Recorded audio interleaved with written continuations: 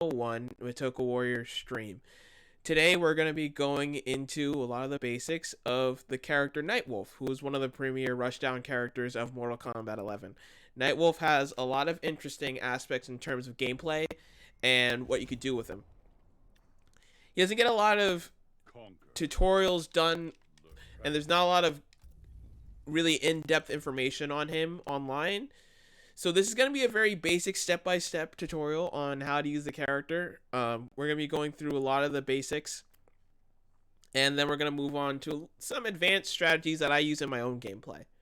Now, I'm not MLG, FGC, I'm not a professional, I'm not super duper good. Nightwolf is just my main for a long time, and I have a decent record. So I can kind of impart some of the information I use to win a lot of my matches, or to at least, in a way, describe what to do in certain situations where you find yourself with Nightwolf as a character, and tips and tricks that you can use in order to better and improve your strategies with the character. So we're going to be going from the very basic stuff like his combos to his special moves. Now down below, if I'm pointing correctly, there should be all of his basic combos. If I press this button here, it will go to specials.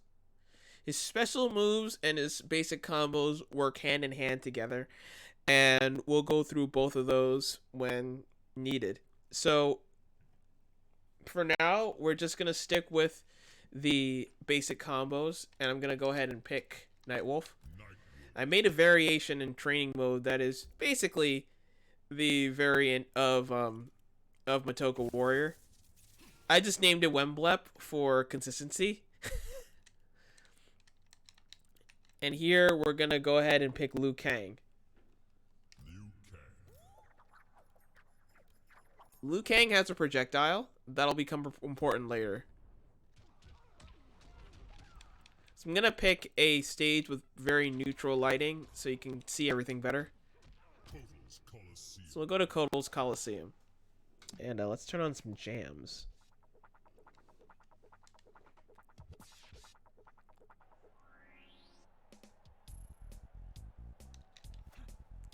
Okay. So here we are in Kotal's Coliseum. Nightwolf is very straightforward in terms of his combos. A lot of his combos are relatively predictable, which makes him a little bit harder to parse in terms of when you're playing as him and what you can do in order to keep your game up. So we're going to start off with his basic combo. Axe Blast. Twin Hairs is the 2-button version of it. Twin Hairs and Axe Blast are both comboable. Now, these moves are both very useful in terms of punishment and in terms of output.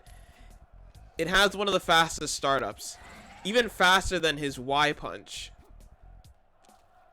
So it's very useful to get acclimated with Axe Blast and Twin Hairs as moves.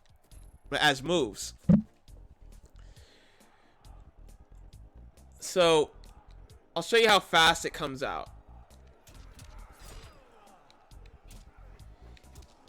Of course, the roundhouse kick has one of the slower startups, as does his front kick. Which is what makes Twin Hairs and, by proxy, Axe Blast incredibly useful moves. They're quick, and you can put them out as a combo easily. They're great for punishing quickly and for dealing out a decent amount of damage. And because both are comboable, you can have it start at Twin Hairs or at the end of it with Axe Blast. For my combos, I usually go with Axe Blast to deal out the most damage.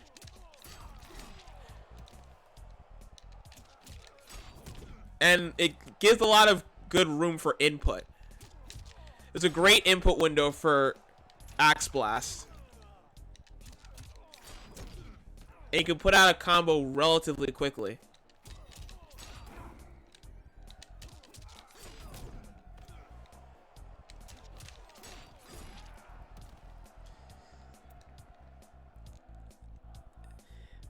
Next we'll be going into his Y combo. Now this one, what does that say? Boar's Tusks is a decent moveset. It is stronger. If you look at the damage, Boar Tusk is much stronger than Axe Blast as a combo. The problem with Boar Tusks is that it is not comboable at the end of it. It's good for knockdown though, and it's great for creating a little bit of space for your opponent and for you. The good thing about Boar Tusks is that the knockback will usually keep you middle space, so you can also move in with it.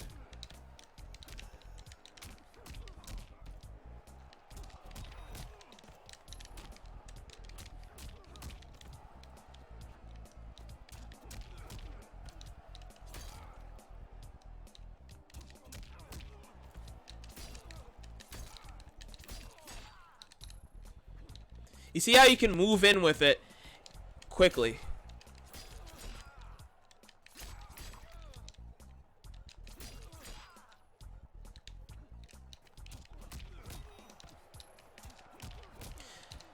And by moving in, you can do a few things if your opponent does not have a roll get up or any sort of recovery open. It's great for setting up a walk-up grab, which will become very useful for Nightwolf. It's also great for setting up a Rhino charge for a quick punish.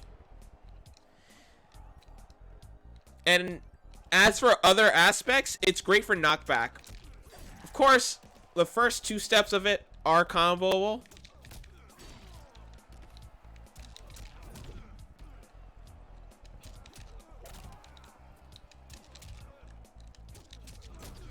And it deals a little bit more damage than your usual Twin Hairs combo.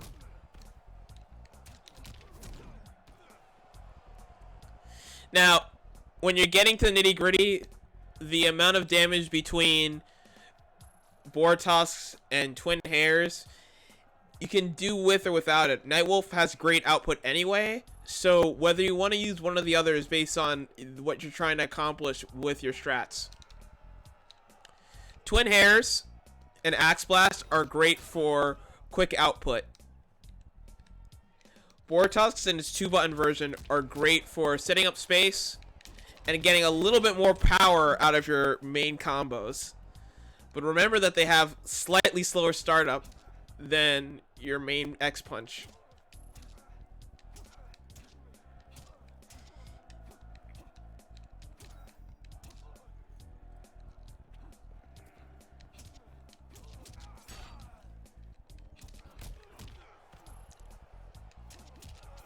See, even if you break down both 3 hits, there's a clear difference in output.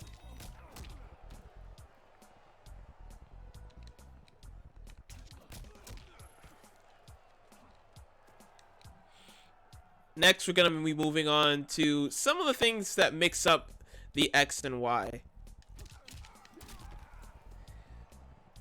Now, this is a move I don't really use a lot. Blade and Edge is XXY. It's an overhead.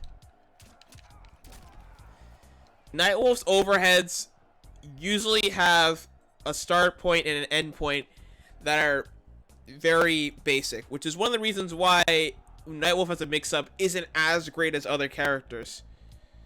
Either his overhead is at the beginning of the combo or it's at the end of the combo. And I'll show you exactly what I mean. Blade and Edge, it's at the end of the combo. And for Deadly Dance and a lot of his overhead moves that require forward Y, it starts at the beginning.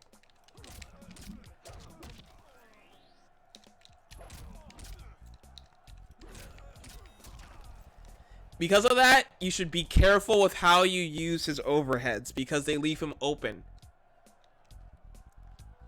Blade and Edge is great for when you see the beginning of your Twin Hairs combo not panning out.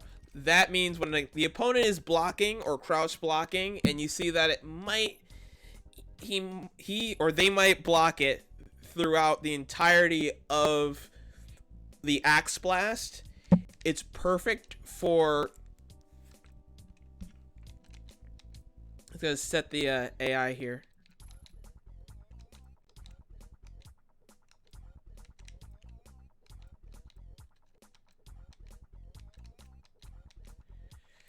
It's great for a mix-up. So I'm going to set him to crouch block too.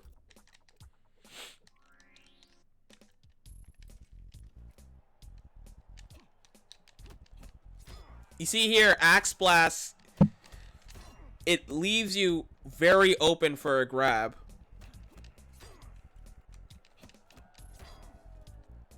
And it's quickly punishable. Now, when you see that the beginning of the combo, Twin Hairs, is not panning out, you could use Blade and Edge as a great overhead.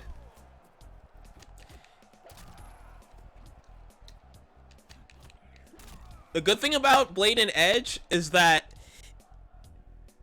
it does mix up pretty well and occasionally catches people off guard. I fought a very good Nightwolf player a couple of weeks ago who actually pumped that out, and it caught me by surprise because a lot of players naturally crouch block, as do I. It's a bit of a virus that I need to get out of my system. You see here the difference between Axe Blast and how that affects just your positioning. From here you can be grabbed easily.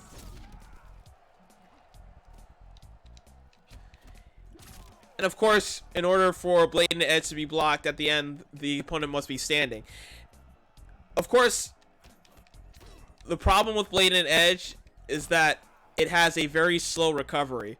So if the person knows how to play against a Nightwolf player and they know that combo's coming up, you will be punished. So be very careful with using Blade and Edge. If you see that the opponent is very knowledgeable of your moves and your combos, they understand the block patterns, which you can kind of pick up throughout a match, is if a person's familiar with Nightwolf or not.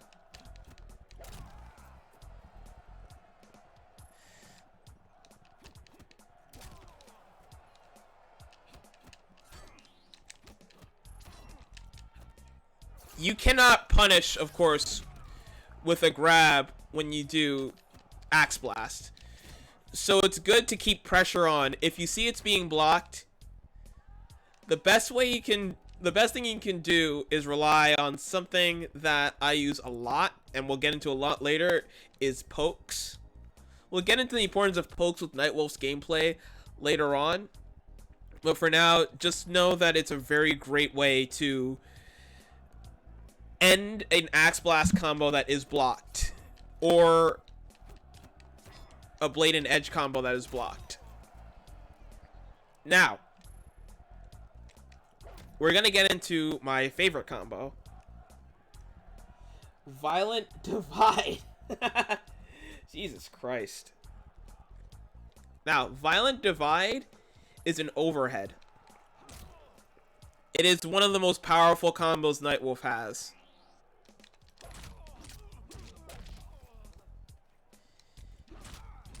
Its variant, the forward Y and X, Boar's Tusks.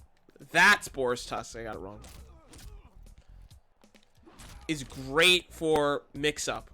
What do I mean by that?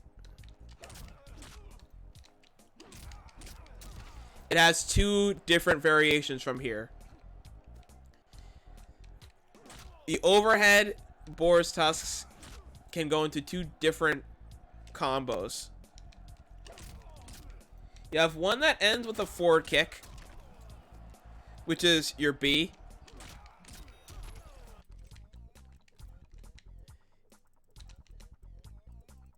Bull and Boar, which isn't listed down there. Bull and Boar is Great Divide, Violent Divide, plus your forward kick.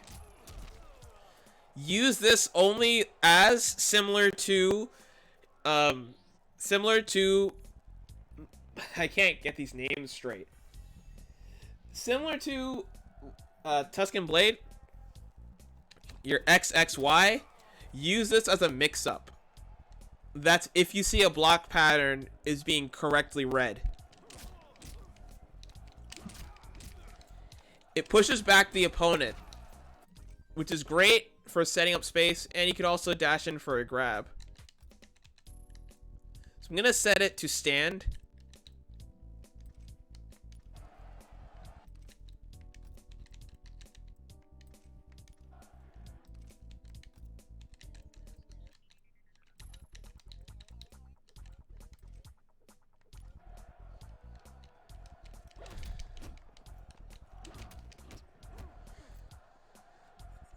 Both leave you close, but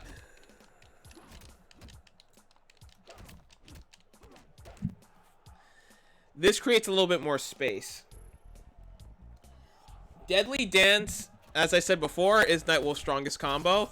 It leaves you, unfortunately, open. So be very careful with using it. The opponent can easily grab you, and if you're fighting against a character who's very fast, like your Jackies, your Jades, even your Johnny Cages can break through.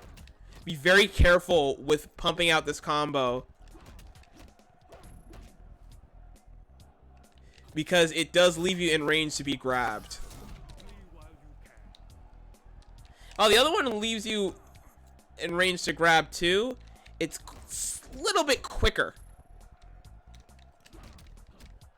when it ends. Of course, we're also going to do... If you have any questions, let me know in the chat. If you have any questions on what's going on here. And I can answer them as we go.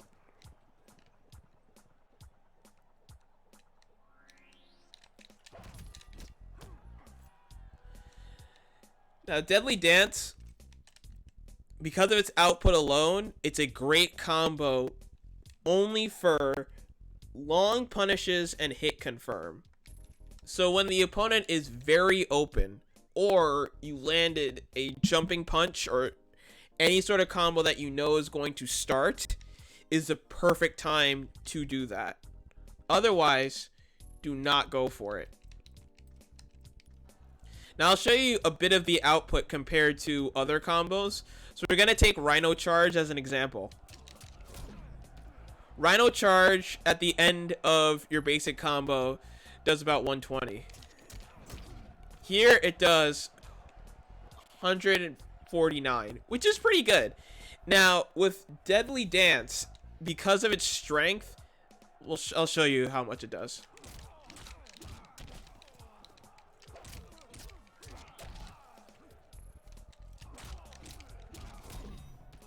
$174.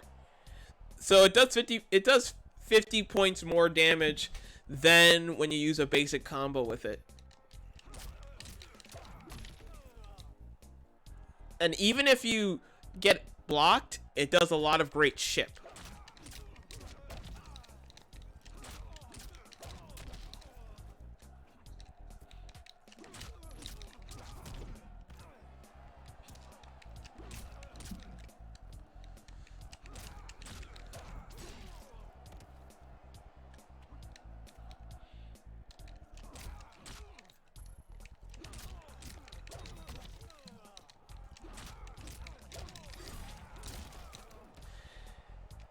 You see, even with that, the output for Deadly Dance is fantastic. And it's great for starting up my bread and butter combo. But we'll get into that after we go through all of the basic moves. Because I do have a basic combo that I go for in terms of punishing. But you can, of course, with the way that dial-up combo works, you can mix and match whatever you want. Next, we're going to go to the kicks. Oh, actually, we missed one combo.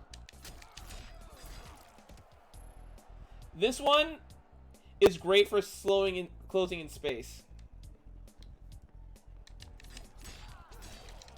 This is Deadly Dance. Violent Divide is the other one. This is an excellent combo for closing in space.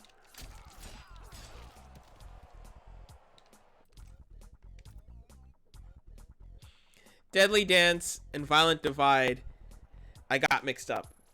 This is Deadly Dance. Violent Divide is this. Deadly Dance is great for closing in space. It unfortunately leaves you incredibly open. The first two are comboable. The last one, of course, isn't.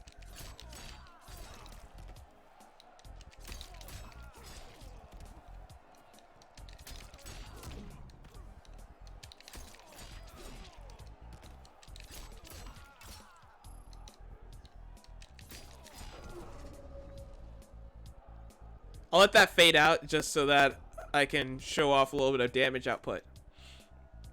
Because it closes in a lot of space, this is great for advancing on characters like Jade, your Cetrions, your Scarlets, any character that does a lot of zoning, Collector. Don't rely on it too much though, because it also has, like a lot of Nightwolf's larger combos, terrible, terrible recovery. See how Violent Divide, he has to put away the weapon? It's the same concept. Because he has to put the weapon away, you have to account for that recovery. In that recovery, if you're blocked, you can be grabbed in all of these combos.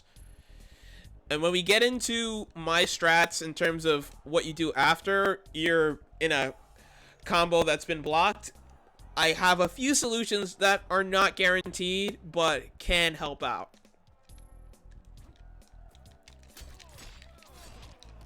Deadly Dance is another knockback move. A lot of Nightwolf's combos that aren't comboable end with great knockback.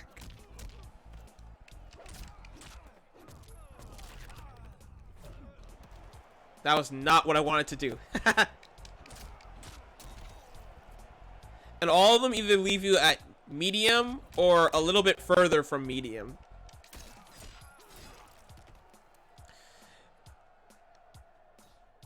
And you can even use Deadly Dance for setting up your projectiles.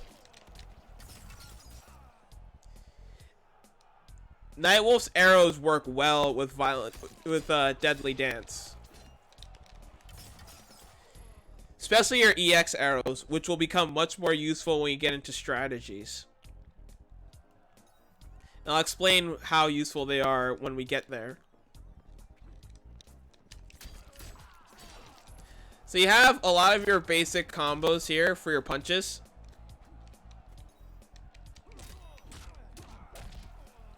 And a lot of them have high damage output, but they're very punishable. And unfortunately, they can be read if you know someone who knows Nightwolf. So you have to mix them up. How do you mix them up, you ask? Ooh, I have the answer for you. His kicks. Nightwolf's kicks are great for mix-up. A lot of them have either low, low, low, an overhead at the end, or a single move that does high output.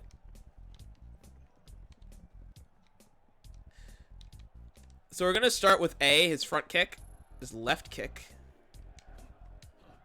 right kick from here. This move is very helpful. Why is it helpful? I'll tell you why. It's combo. Now, the Deadly Talons, is it called? Yes. Deadly Talons has an overhead. It's a kick that starts into a punch. The last punch is an overhead because it's Nightwolf. That's all he knows how to do, unfortunately.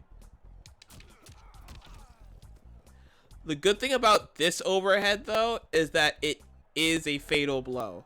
A crushing blow.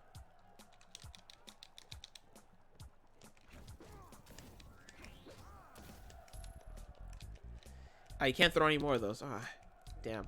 Okay.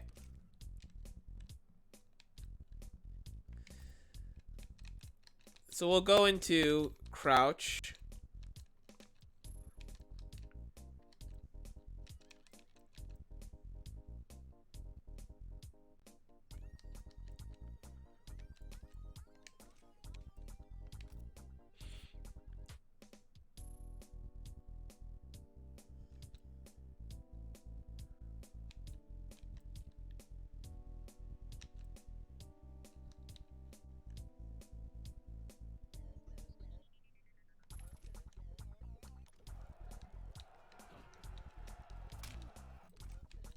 I have to set up the block. Hang on.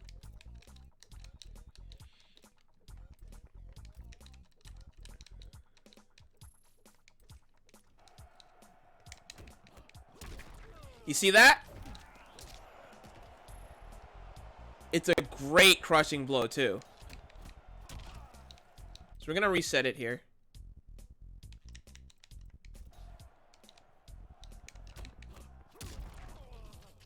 And you see how Liu Kang bounces up when you do it? The reason why this is great is because it is, of course, comboable.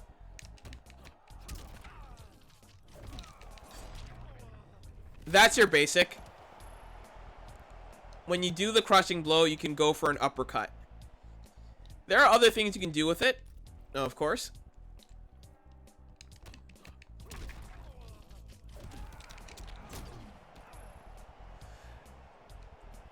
Because it's a crushing blow, and a lot of people don't see it coming, it's great to pump out against people early on. Now, if someone's familiar with Nightwolf, you want to be more careful with using this. It's great for crouch blockers as a surprise overhead. Otherwise, don't rely on it too much. Of course, like the other combos, it like the other moves, it is comboable in the first two steps. The final step, because it's an overhead, of course, cannot be comboed into.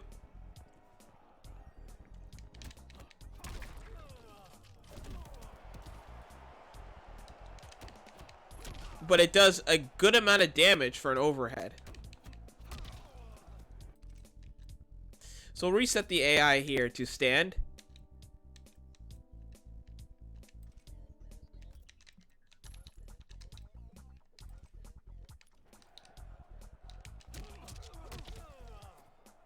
It does more than your standards.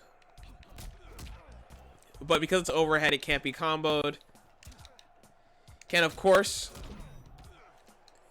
close in with Rhino Charge or start a combo with Rising Tomahawk.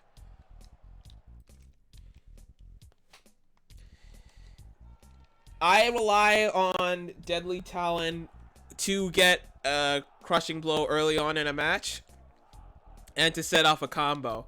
It's also great for setting off a fatal blow afterwards.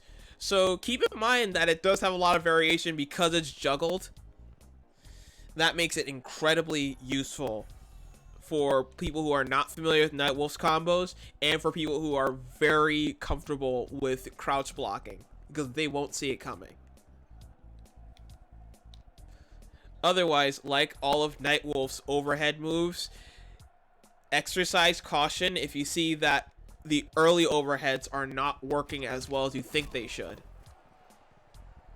So scope out your opponent if you see their block patterns and you see that they're able to read some of your overheads. You don't want to throw out too many of them because even though they're great for opening up and creating distance, they also leave you very open for combos as well as knockback moves. They're incredibly punishable, with Deadly Talon being the least punishable because it creates a little bit of space on block. So I'm going to set the AI to block to show it off.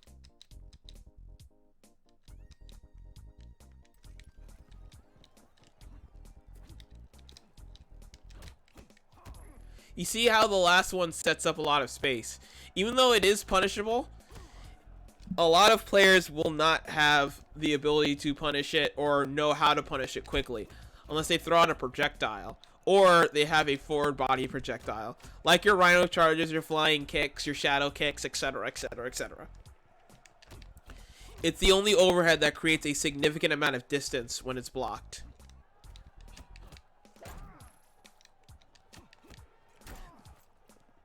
Although this does create just about the same amount.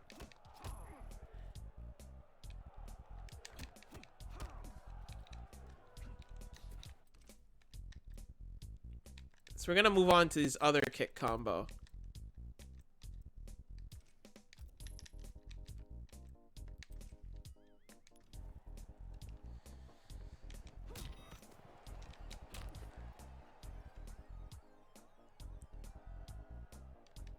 His back front kick, back A, wing clipper. This is very useful, and I'll show you how. Of course, as with all of Nightwolf's combos, first two steps are comboable. I don't usually use this as a combo as much, and it's mostly because it doesn't have great output. It also doesn't have great startup. Wing Clipper as a combo is not what I would suggest.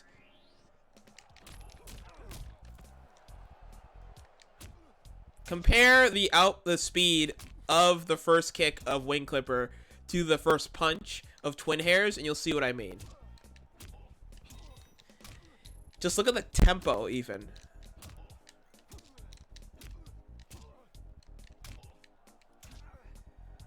Even compared to the Y punch, it is not nearly as fast.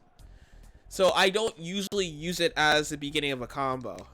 You can if you want to, as a mix-up, but I would not suggest it if you're looking for damage output in a combo. Do not punish with this. Not only is it slow startup, low output, it's also highly unreliable because of its recovery frames. It's very punishable if the opponent blocks if you go for a punish. So instead, just go for something quicker. Your Twin Hairs. The reason why I consider Wing Clipper incredibly useful is because of the low kick at the end.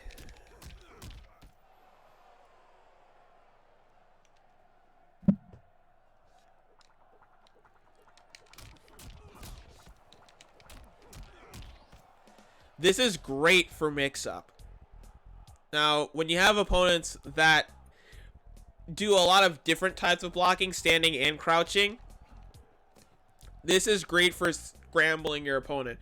The reason why is because this move is 3 lows, and it does create some distance on block. Plus, it is great for mixing up with an overhead after. I had a match with a Jade player that had a situation where I got a lot of good damage out because I used Wing Clipper and then I went into my overhead combo right after. I went right into Violent Divide after. The reason why this makes some of Nightwolf's predictability a good point is because if you throw out Violent Divide after Wing Clipper and the opponent predicts the next move is going to be a crouch move, you can get a good punish with an overhead quickly. Those strats I'll get into later when I start talking about combos, but it's something that I wanted to just put a little bit of a pin in right now.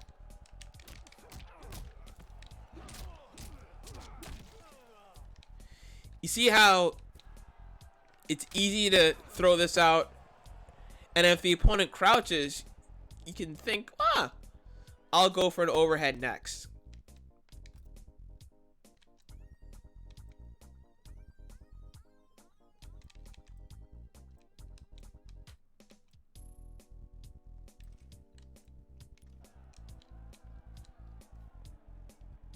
Okay.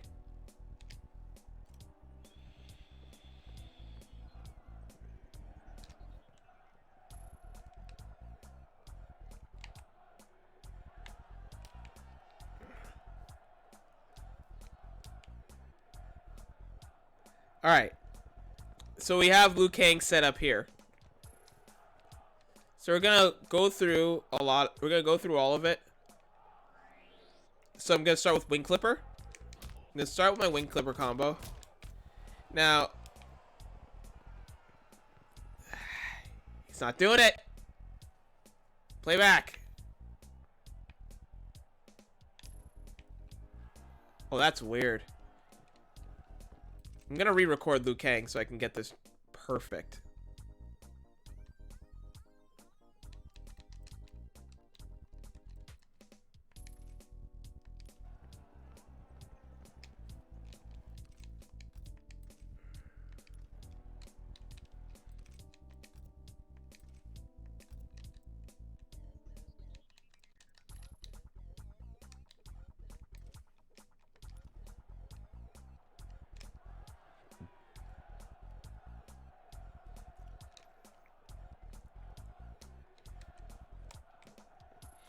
Ah, there we go.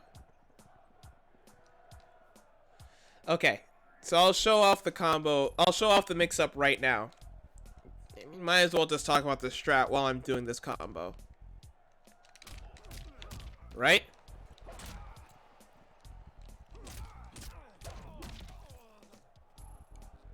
This is a good way to scramble an opponent that thinks the next move is going to be low. You see how it starts off with an overhead and you're already mixing up the opponent's brain a little bit. You play a little bit of mind games with this one. Because once you pump out the wing clipper, you can move in and pull off an overhead with even pushback too. You can go for the violent divide.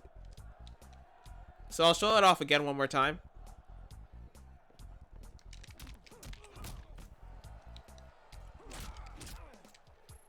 You see how you could go right into it after. And obviously, if it's blocked, you can mix it up and throw out the kick instead.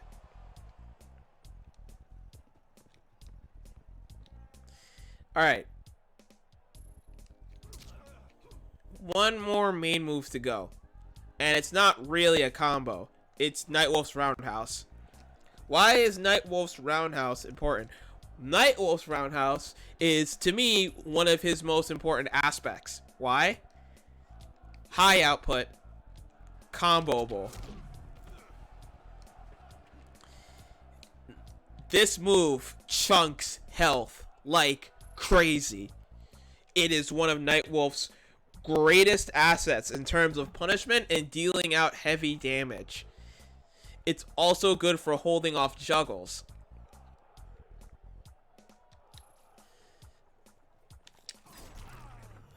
Oh, I still have easy. I still have easy in there. Okay.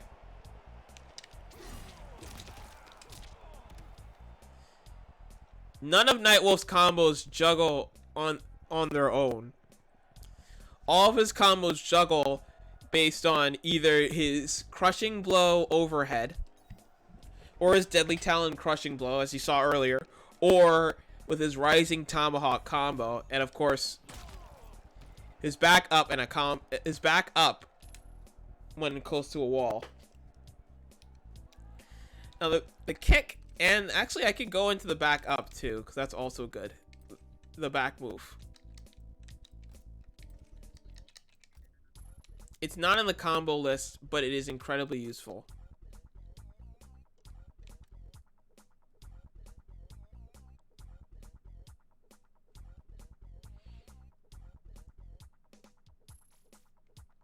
Soaring Wings.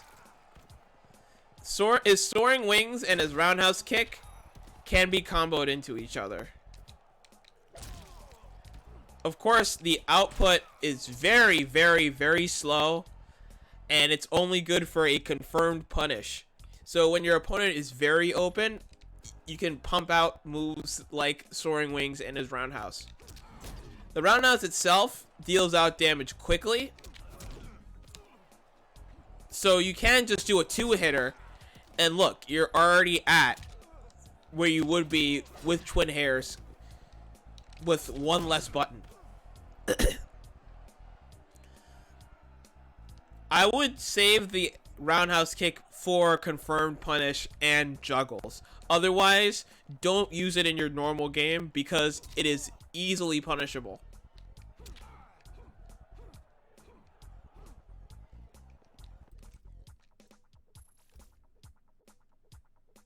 And of course, because it's juggleable, you can knock an opponent out of the air and they will get hit by it. And oh, look at that. You have a bit of a combo there. So we'll set the opponent to jump.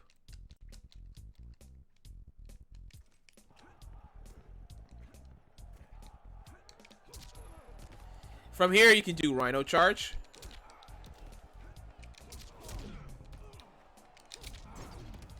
To close in.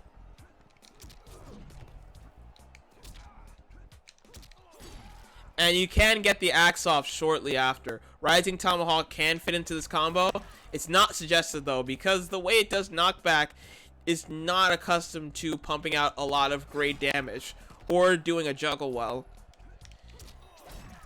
This scenario is very rare, so don't expect the roundhouse kick to be a good anti-air unless you know the move will be able to punish an attack. So if someone is coming down from a jumping attack, it is great for that.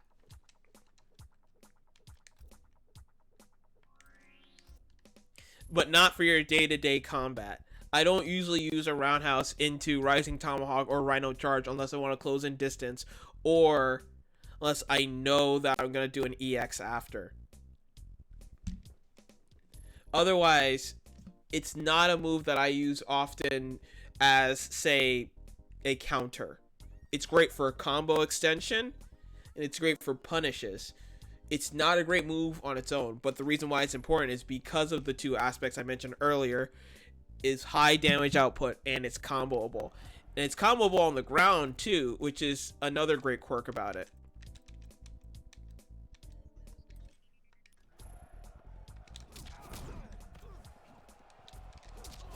Soaring Wings, his other high output move, I can get into that right now. I honestly don't use Soaring Wings often myself. It's Nightwolf's only launcher, and it's not a great launcher. Why is it not a great launcher? Oh, I'm glad that you asked. Me, rhetorically?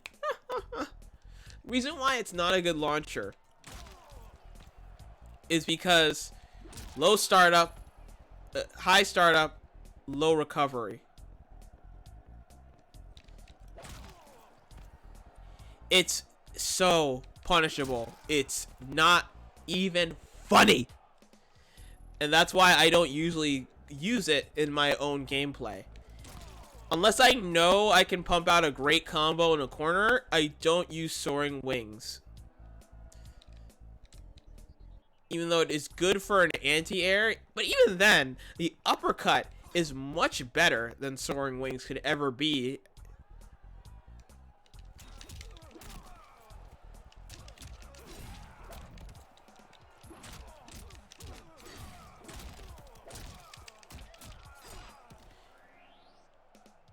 You see how Soaring Wings can be used to extend a combo for a launcher?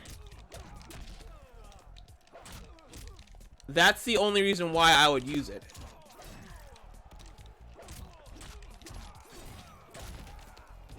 And even then, the timing is very tight to do it. So, I would rely on Soaring Wings very little because it's not a great launcher. It's great for damage output, similar to the roundhouse kick, but it's even slower.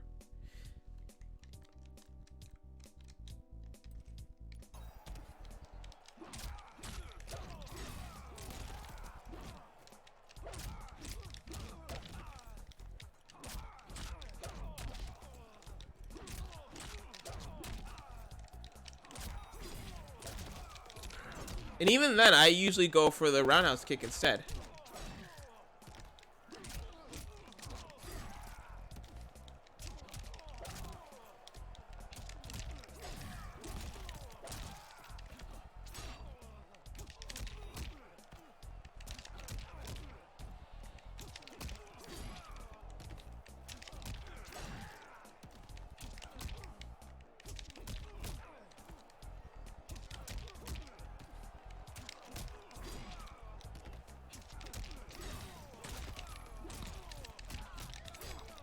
You see, it does great damage, but it's much better as a combo juggler than it is a standard move. Of course, like everything else here, if it works in your gameplay, feel free to use it. I would just suggest against it because it has very poor stats in terms of frame data. Ouch. So those are all of Nightwolf's basic moves. And you can kind of see how he can be played with in terms of mix-ups.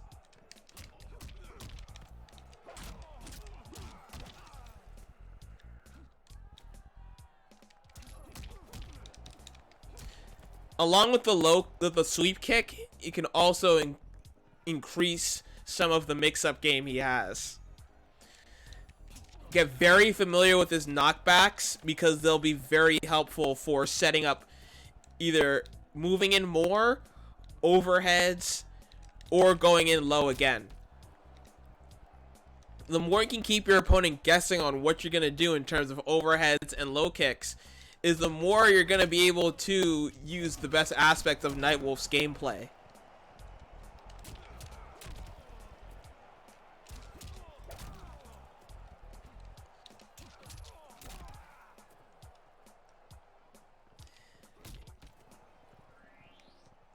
But because of the predictability of his overheads, if someone understands his block patterns, that's when you can get into more advanced stuff.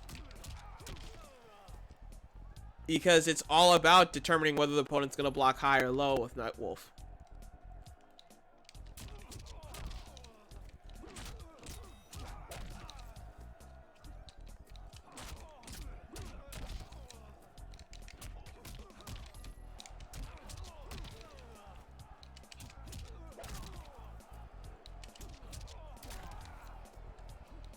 Alright, now before we get into special moves, I'm going to get into some of my strategies on top of mix-ups with highs, lows, and overheads. Now, when I mentioned earlier about how a lot of Nightwolf's combos are punishable on block,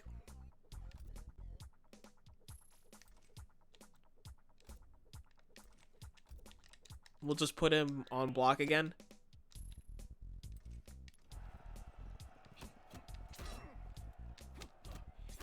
The way I try to get around it in my own gameplay is by using the low punch. The low punch and the low kick are great for doing a lot of mix-up in terms of ending a combo. Now, if opponent understands a lot of Nightwolf's patterns, they will most likely try to grab you after. So by going for a crouching low punch or a crouching low kick, you can not reliably, but stuff a grab if you're doing this right after your combo. So if you understand the combo's being blocked and you're getting to the end of it, doing a low kick or a low punch poke, what I do a lot in a lot of my gameplay, is good for stopping the combos that come in next. The grab that comes in next, not the combo. The grab that comes in next. And it can also interrupt a combo very quickly because it has quick output. You don't want to go for this. It's too slow for punish. Stick with the light kick and stick with the light punch after you perform a combo. So you have a combo here. Hit fail. But it's an overhead, so it pushes back. You're grand. You have a combo that doesn't push back too far. You go for a poke after. So I'll record a little bit of Liu Kang to show it off. I'll overwrite this one. Right? Let's do that again.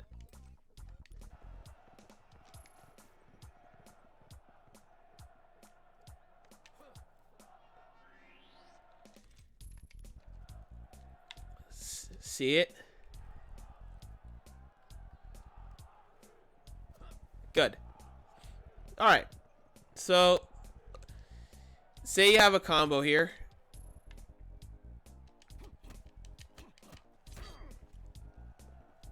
The opponent grabs. You can punish with the low kick.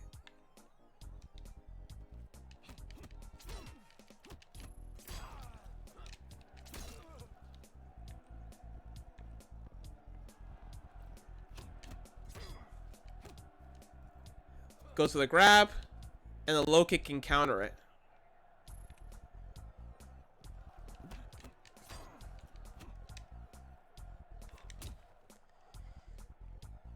You see how it can interrupt the grab quickly? And a lot of moves with that kind of startup.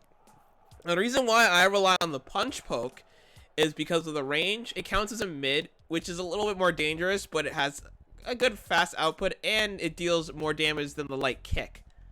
So I'll show you what I usually use, the light punch.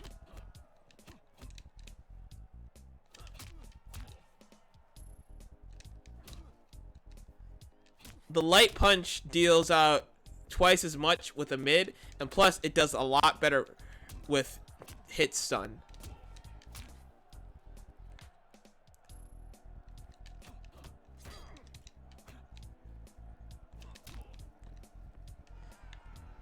You can use either or, but I use light punch because it just deals out more damage and it's a better poke.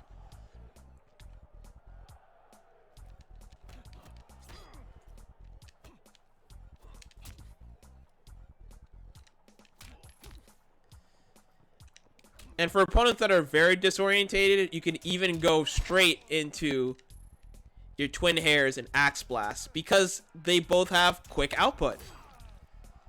This is where some of the mix-up game really becomes interesting.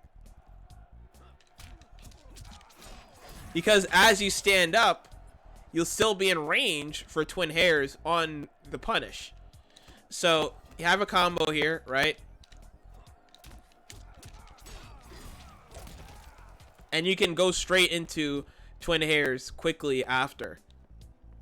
And axe blast and set off a combo.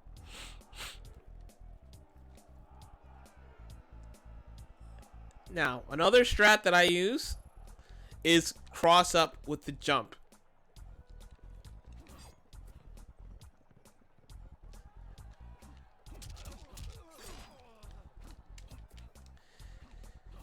Nightwolf's jump is a crucial part of his gameplay, in my opinion. My opinion, just gotta keep it 100. I use his mix-ups quite often. And actually, I scored a perfect with this. Just by doing output, just by doing two things. Cross up, axe blast. Cross up, axe blast. It's taking his basic combo and adding a different element to it to make it even more just variation. And because of his quick output, it's a great way to continue a combo and to mix up your opponent. And of course, this can also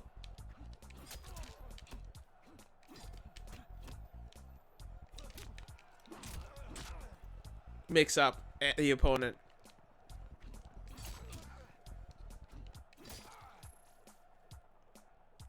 I use the cross up into twin hairs often. You see a lot of my gameplay, I go to that as a combo to just pump out there when I am trying to punish quickly. If you're feeling a little bit fancier, you can go for a Great Divide, but it's not guaranteed. The Violent Divide, but I would not always guarantee of it. I would not always recommend it unless you no hit confirm and then go for it. Because it is one of the most punishable moves, but with some of the strats I taught you earlier, even if you fail at it,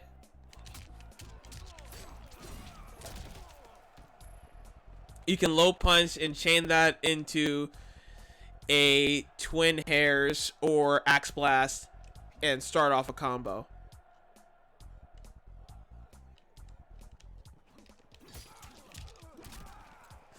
Another strategy I use is going to be when we get into special moves, which we'll do right now. Bam. So if I did everything correctly, we should be doing specials now. Just gotta make sure we're into specials now. Are we into specials? We are. Alright. So Nightwolf specials. Nightwolf has decent specials. The problem with Nightwolf is the problem with your average rushdown player, a character, or your normal all-arounder. Nightwolf has only one projectile, his arrows. His arrow is not a great...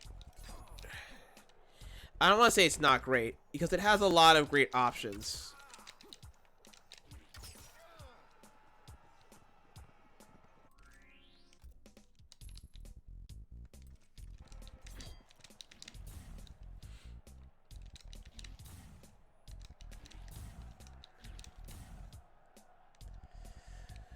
The reason why it's not great is because it's one high and it's high startup. It takes a long time for him to fire an arrow. What does make it decent enough is you can cancel it. It'll cost you 1 defense bar, but you can cancel it. I don't usually cancel the arrow. I haven't been in a lot of situations where canceling the arrow is useful. Mostly because, unlike, if you remember Striker's gun cancel from MK9, he can actually dash forward and back after he cancels. Nightwolf, unfortunately, cannot. He just stops shooting it. Whereas Striker's gun cancel had a lot of tactical use in terms of moving forward and closing in space. Nightwolf's bow is a good mix-up just if the opponent looks like they're about to grab. Otherwise, what makes Nightwolf's arrows very useful is his EX variation. I'll show that again. I'll show that one more time. One of them's a mid. Now, close up, it doesn't register as well when you're fighting an opponent. But that one mid is very useful for crouch blocks. If you have someone who's far away crouch blocking and you need to chip out damage, an EX arrow is a great choice.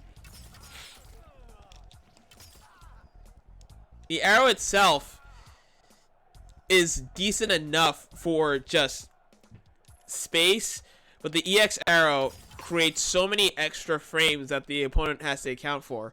Why is this useful? Jump back. Jump back and jump forward strats that an opponent uses can be easily countered with the arrow EX version. So I'm going to set Liu Kang to jump back. A lot of opponents you'll face will use jump back a lot to set up space, either to set up their zoning, or if they're just trying to back away from you to avoid more rushdown combos. The EX arrows have so many frames that you can juggle with 2 of them. So if an opponent's jumping back, you will guarantee 2 arrows.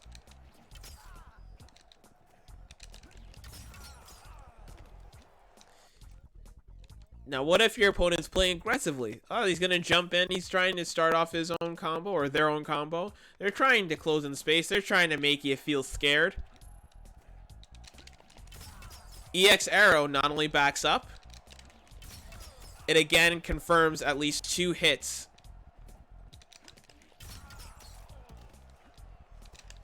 It does not matter where in the opponent's jump they're at. It will always hit at least twice.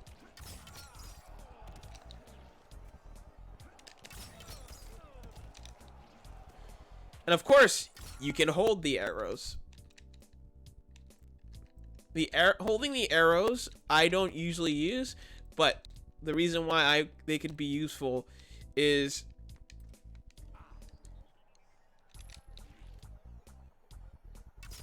just a rhythm mix-up. So you can throw out an arrow quickly, and the opponent might duck it. You can hold it, and they might be trying to think of another strategy, and you can punish them with the arrows. The good thing about holding it too is that you can switch to EX from here. You don't have to put in the EX input. You don't have to put in the EX input as soon as you set the arrow off. So you can put in the arrow for the bow, and then press the EX button when you release. I usually press it twice or 3 times just to mash it out, because it may not come out.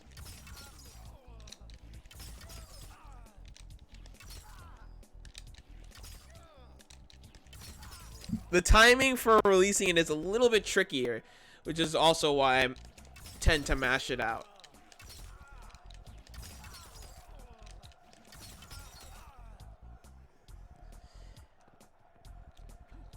His arrow up close is the reason why I say that it's not as great as it could be.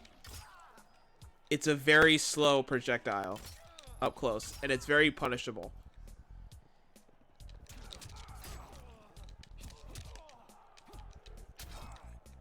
Oh, man! I forgot about the last combo. The only move that's a low with a window.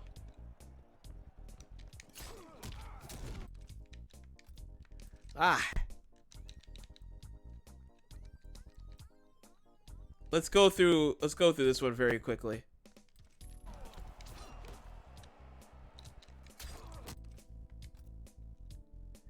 Ancestral Rites. First 2 steps are comboable. It is Nightwolf's only move that has a mix-up in between.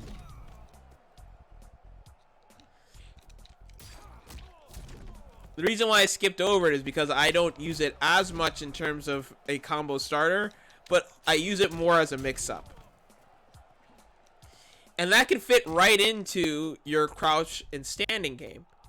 So, Ancestral Rites, you can go in here with a knockback, close in,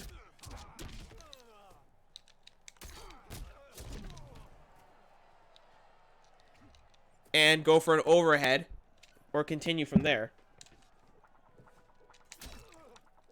Like so.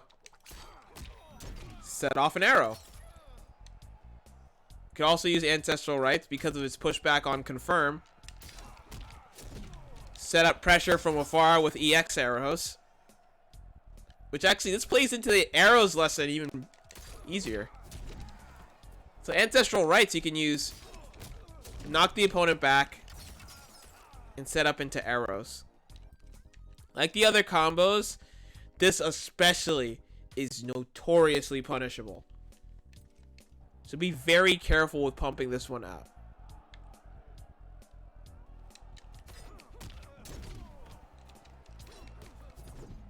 It closed in a little bit of space, but not as much to be significant. It's not as much space closing in as a Deadly Dance. The first 2 hits of Ancestral Rites is comboable.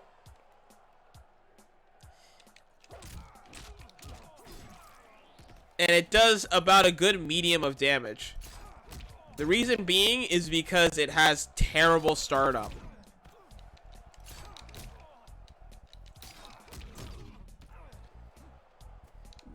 The first move takes a lot of frames. You see how Nightwolf spins while he takes the axe out? That's why it's good for a mix-up. It's not good for starting out your combos or for closing in. It's good for confusing your opponent. Like so.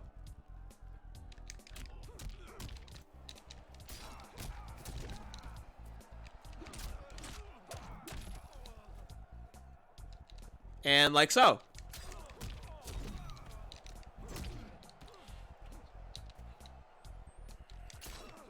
Because it creates so much space, it can make pressure. If you're up close, I would, like the roundhouse kick, go for twin hairs instead, or axe blast up close, because this startup is awful.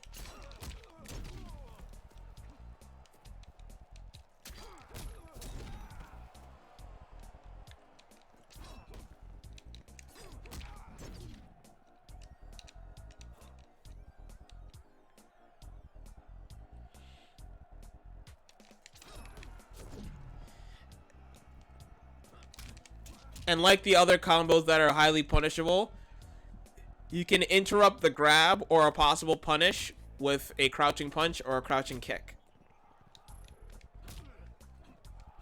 Again, I would not recommend using the low heavy kick here.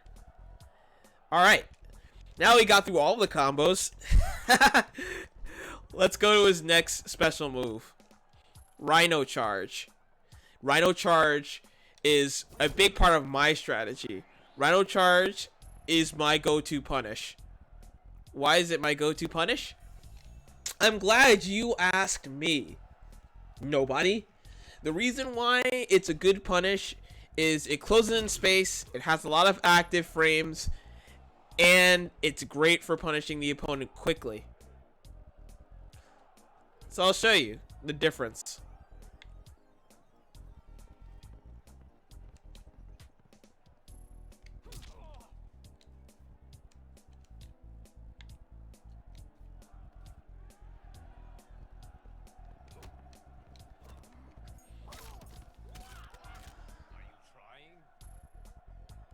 You see how long it takes for the roundhouse kick to come out for a punish? With the Rhino Charge, you close in quickly.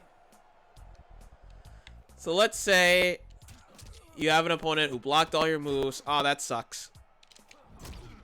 Rhino Charge can punish quickly. I use Rhino Charge a lot in my own gameplay because it creates a lot of pressure. Even if it's blocked, you can go for the low attacks, your low light punch and your low light kick, to possibly interrupt your opponent if they're not quick enough to punish the Rhino Charge. So I'll show you a bit of what I do.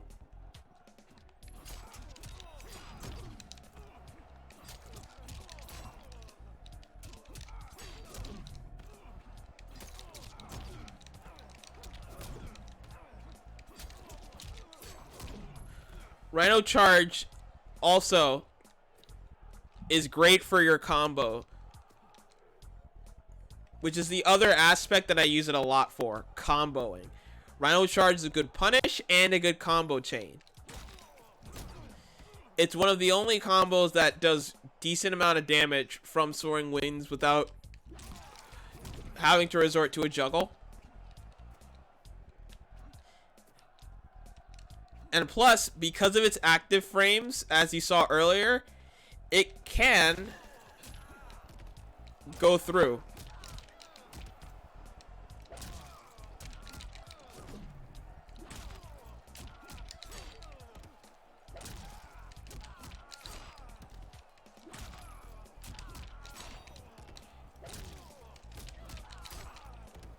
Hang on. This one's a hard one.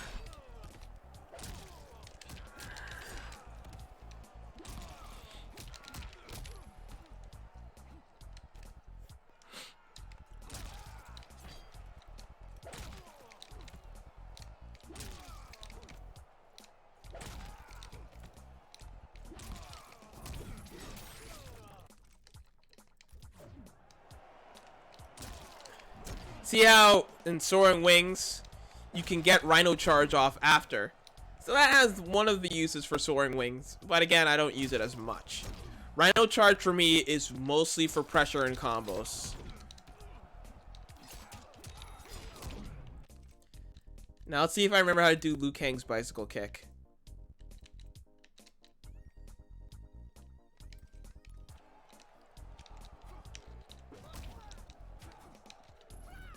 Actually, screw that recording. We're going to do another one.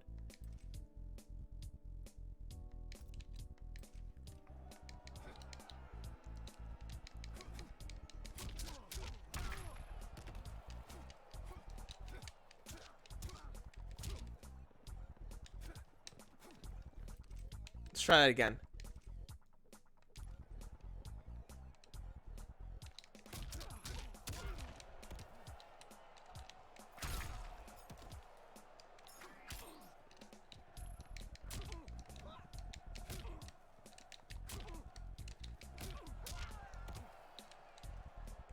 Alright.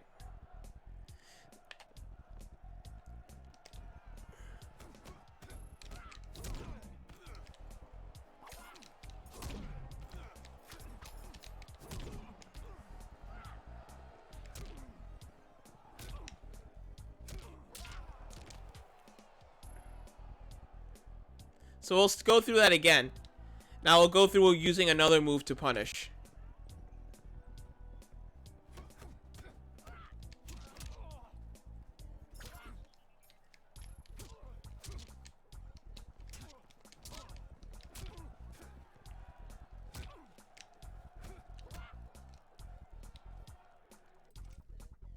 You see how Rhino Charge does a lot of damage and it closes in quickly. So you see how this one, yeah, it does 190. Not supposed to. It's unsafe because it doesn't close in as fast. The opponent can back up. Rhino Charge, the reason why I use it as a punish is because it's so fast on startup, and plus it closes in. So it's almost always confirmed after a combo if you don't have enough distance for an uppercut or other punishes. So I'll show it again.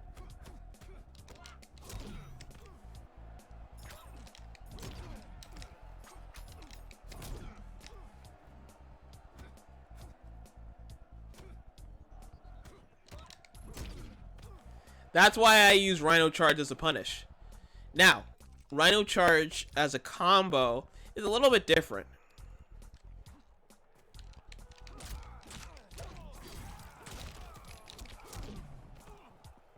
Rhino Charge is a good way to end your combo because it creates distance.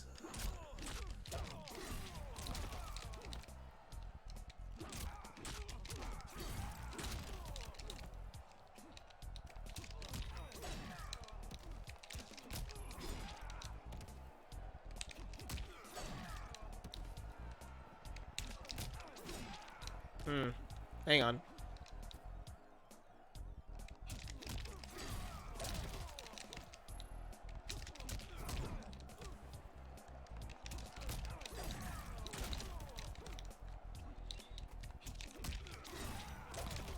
There we go.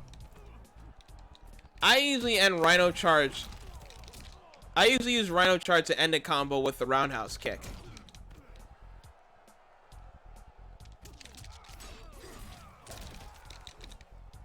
If the roundhouse kick doesn't work, you can always do the safer Rhino Charge after the juggle.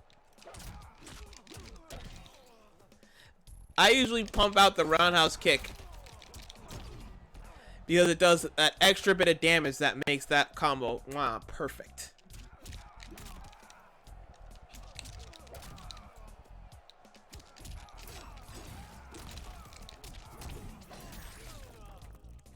And that's what we're going to get into next.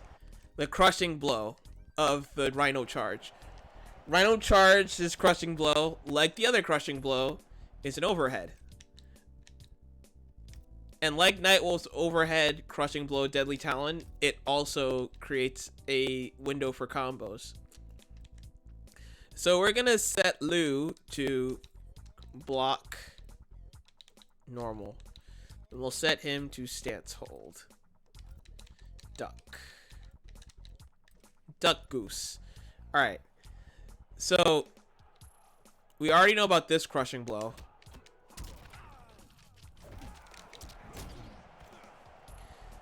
Now, the next crushing blow,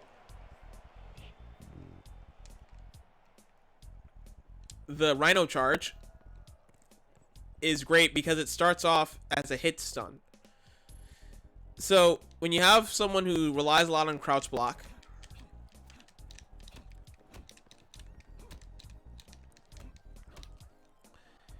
you can throw out Rhino Charge if you're not able to get a lot of good combos off from standing. Rhino Charge EX creates a hit stun. It's not a big window for a hit stun, so don't rely on it too much as a punish.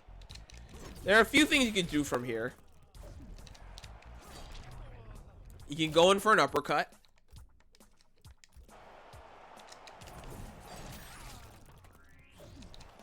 If you're really nervous, don't grab because it'll miss. Always go for an attack.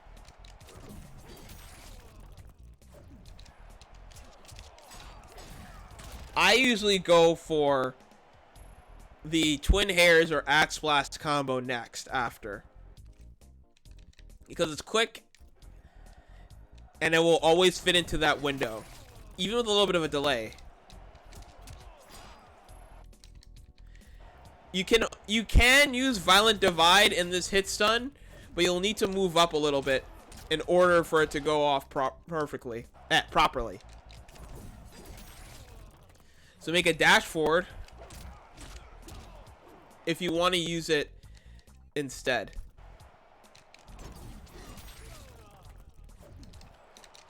Roundhouse to Rhino Charge also works here. What doesn't work here too well is what you'd expect. Soaring Wind.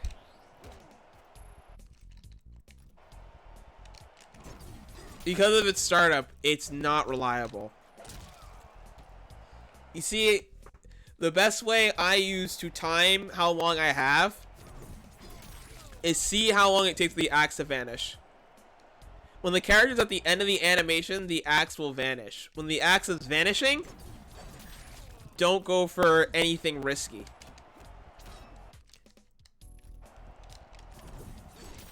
Which is why I usually err on quicker output for this combo.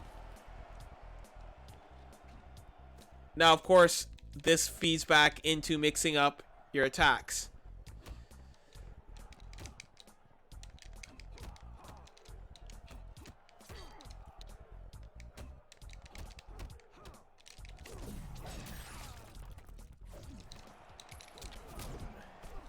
And you can add that into your big catalog of mix-up standings and overheads.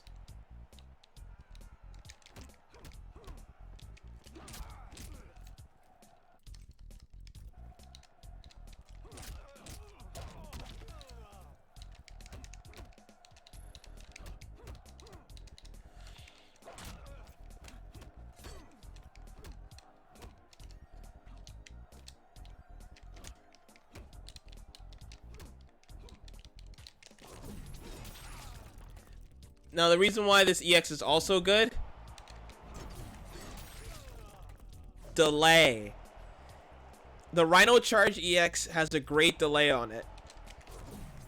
You can go for it right away,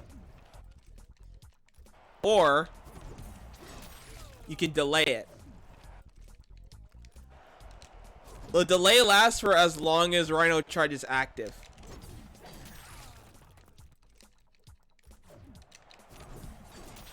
You see how fast I can pump it out here, and here is a little bit of a pause.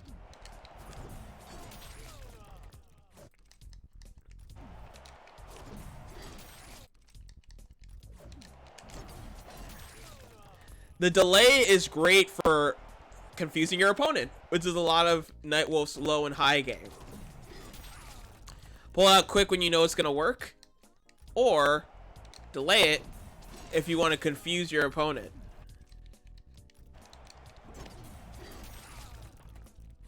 I've done that a few times, and you can even really milk the delay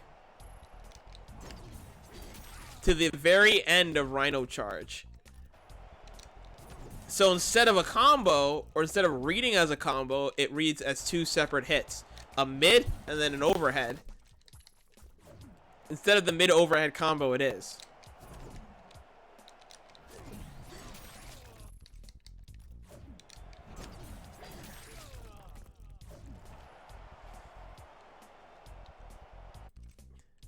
Rhino Charge EX is a great way to end your combo if you have extra bar.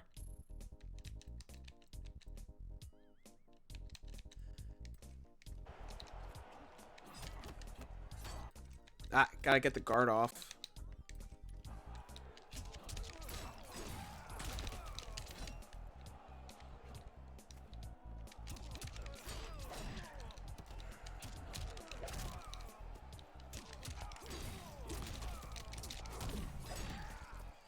Of course, that doesn't usually crushing blow because it's not counted as an overhead in a juggle. But it deals out an extra amount of damage.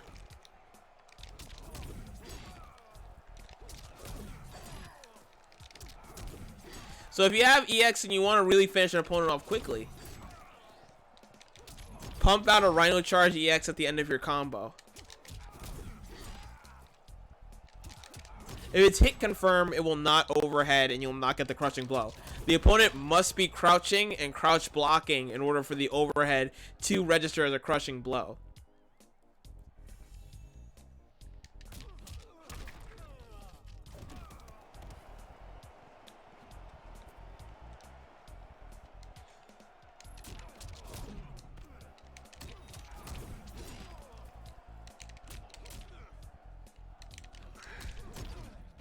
Of course, all of Nightwolf's moves that combo into it can have Rhino Charge at the end of it. Roundhouse Kick Rhino Charge is probably your strongest option for quick output. So if you want to end a match and you know that the opponent's going for something that you can punish easily, they can punish moderately. So if the opponent is open enough for you to throw out a good move with slow startup, Roundhouse Kick Rhino Charge. Rising Tomahawk. This is another great move that Nightwolf has. It's his only launcher. It's a very slow move in terms of startup and recovery. The good thing about it, twofold. Closes in space and can also be used as an anti-air. Now your uppercut is safer because it's faster and it's stationary, but if you have an opponent who's jumping back, you could catch them with the uppercut, with the Rising Tomahawk.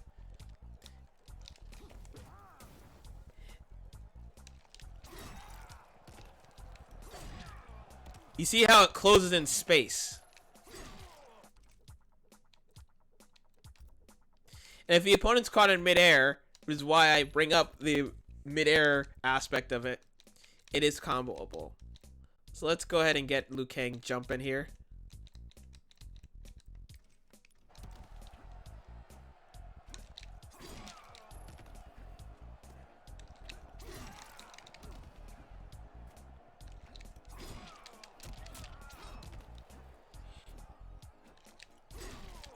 But it's only comboable if the opponent's at the height of their jump or higher. Don't rely on it as a good combo starter. It does work as an anti-air for closing in space. Your uppercut is always your other option for any other character as well as Nightwolf. Go for the uppercut if you're not sure on using the Rising Tomahawk as an anti-air. Where Rising Tomahawk has its best uses is of course in juggling. How do you get the juggle going otherwise when you're not getting an opponent in midair and trying to catch them for a juggle otherwise? You use his EX.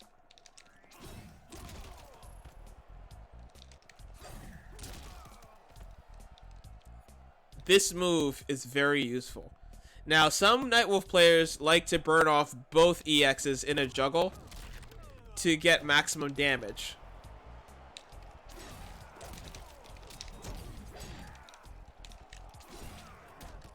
You can do that.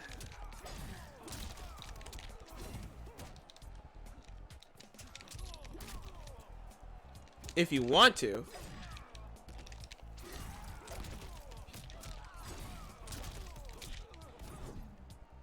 And you can continue a combo from there.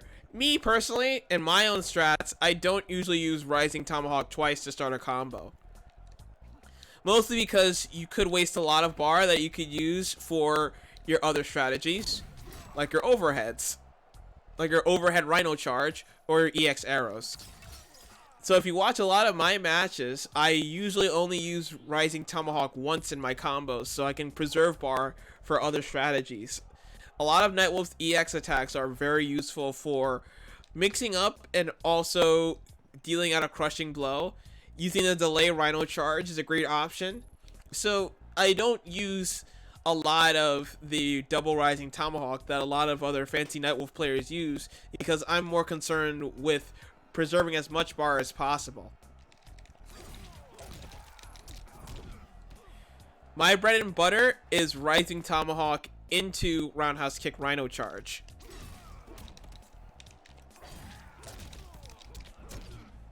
And of course you can slap an EX Rhino charge at the end of that and really deal out some damage.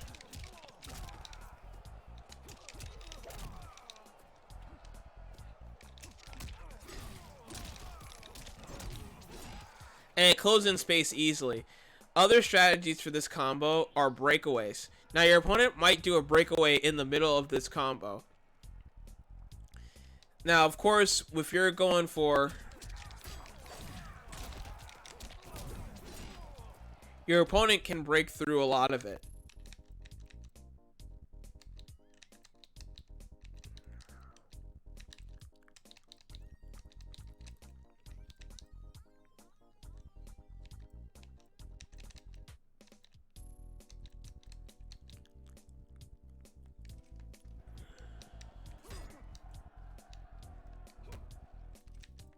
Hang on.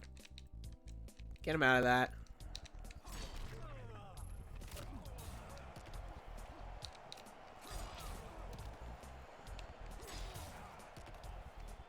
Now, you're going for a fancy combo like this. And you go for, let's say you want to go for all of it.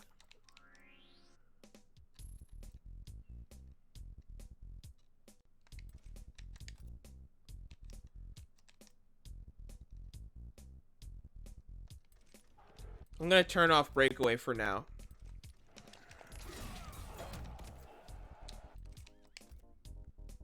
Instead of going for the full combo, you could go for this alternative.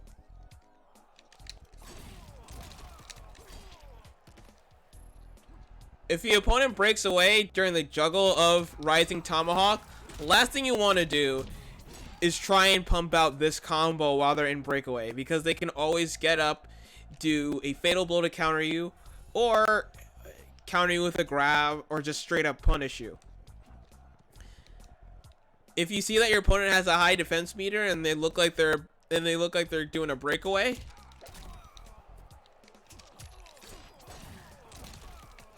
you can end it with an uppercut. So you still get the damage from the breakaway, but instead of leaving yourself open to being punished, it ends the combo, and then you can of course back up after.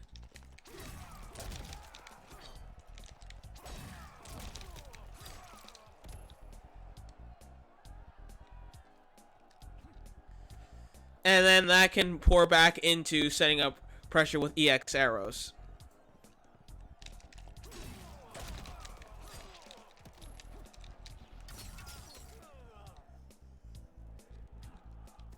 Because it does great knockback, and while it doesn't have the same output, it sets up enough distance where you can range your options again. You can come in with Rhino charge. You can stand back with arrows.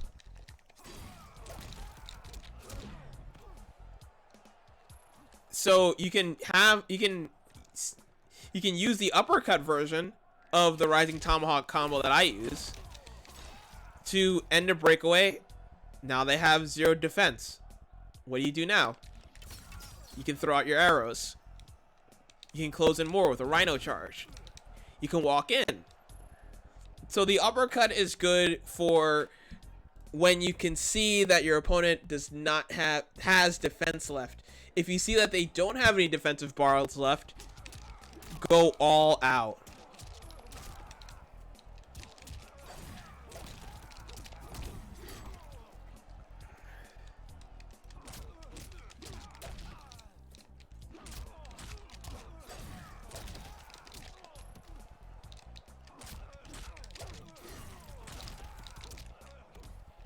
And so on.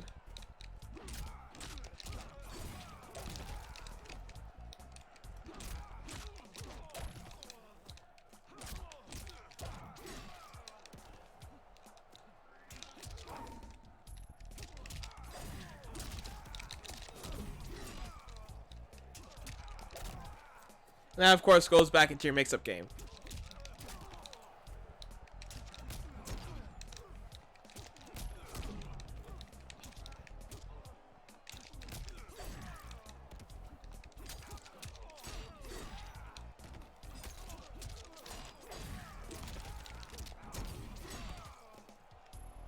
You see how much damage that does, even without your upgrade.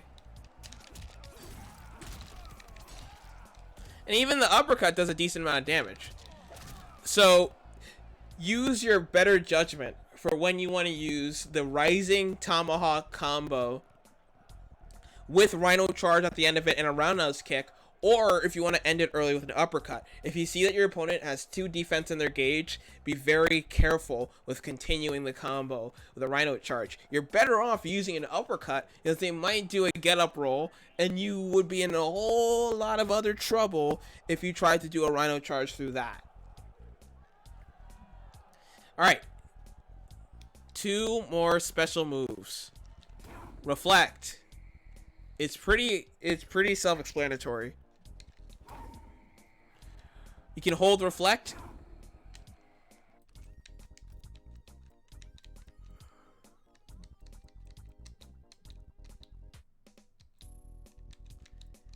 And I'm just going to demonstrate what reflect does. I remember how to... There we go. I remember how to do the fireball. Good. So let's go ahead and get Liu Kang going throwing fireballs.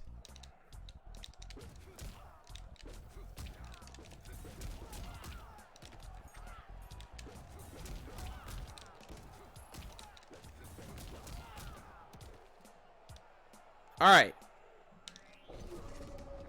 Wrong move. There we go.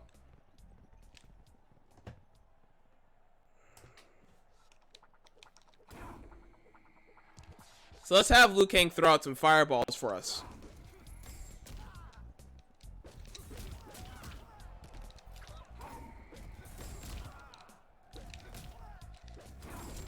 The problem with reflect, and it's the reason why I don't use it as much, is look at how it's affected by EX. You see how it reflects one easily? Because of how it works, it will only reflect one move quickly. So if someone has an EX that releases multiple projectiles, do not rely on it. Because you will trade one hit.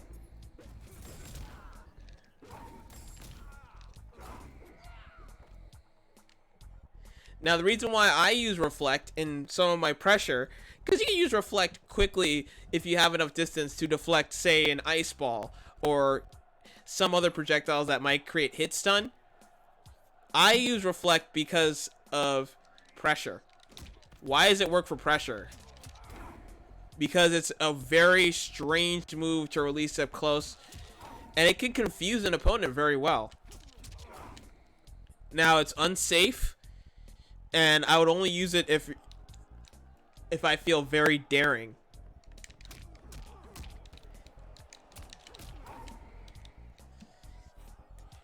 I've seen some Nightwolf players use it as a fake out because you can release it quickly while also holding it.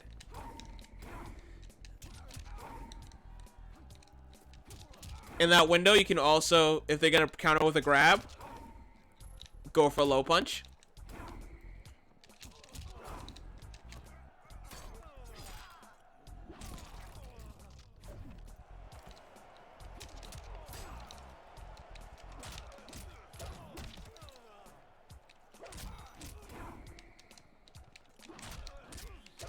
Because it's also counted as a comboable move, it can be interrupted as well, like every other attack.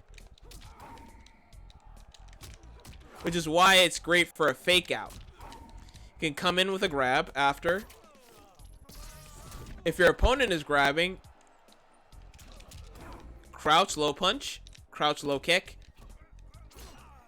and counter with your own grab. I don't usually use reflect for, of course, its usual for its normal uses. I use it as a combo mix-up, but you can use Reflect if you have the greater reflexes of countering a projectile up close.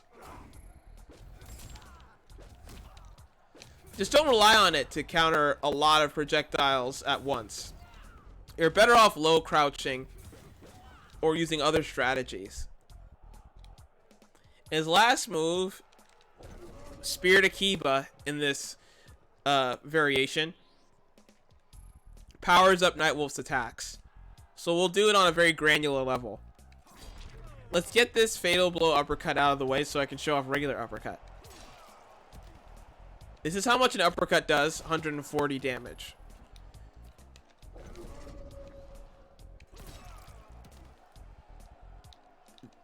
With Spirit Akiba, it's 160.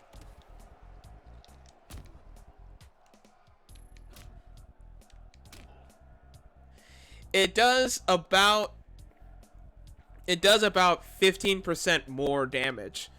So your usual combo is multiplied by 1.15.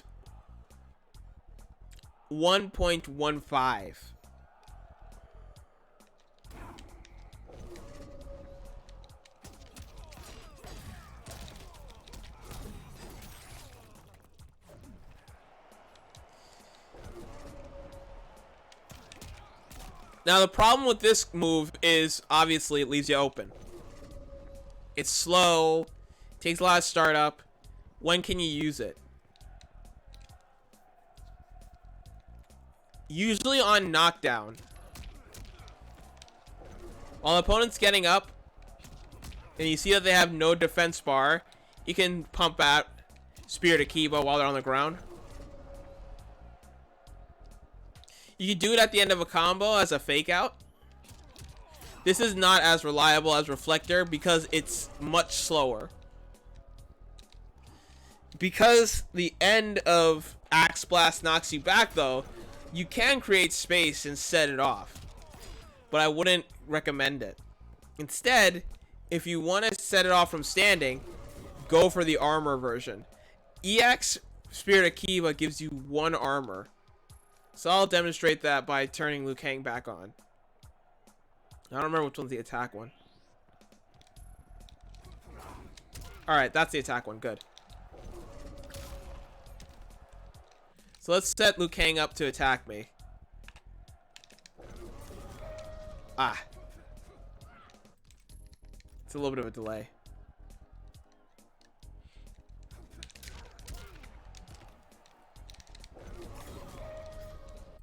You see that?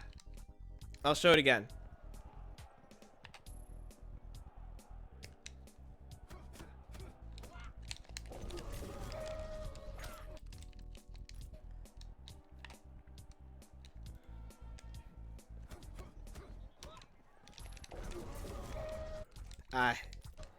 There's a delay here. Alright. I should have recorded another one. Alright. The armor soaks up a lot of frames, which is great. So if your opponent's going to counter with an uppercut or do a single output move on startup, you can throw it out. Unfortunately, the regular version does not have armor, which makes it not nearly as safe.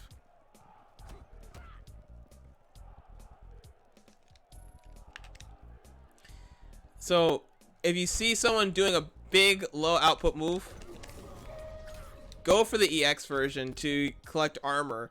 You could also use that for a projectile if an opponent's throwing a projectile.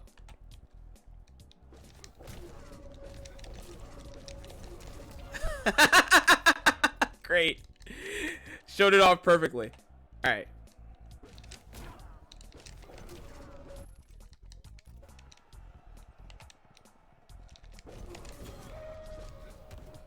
You see how it soaks up armor? The problem with it is that it is a delay on the soak up for armor when it comes to the EX version. So use it to soak up one attack, but don't use it as a way to come in with a lot of combos. He's not the Juggernaut. It does not take 2 hits to hit stun him all of the time.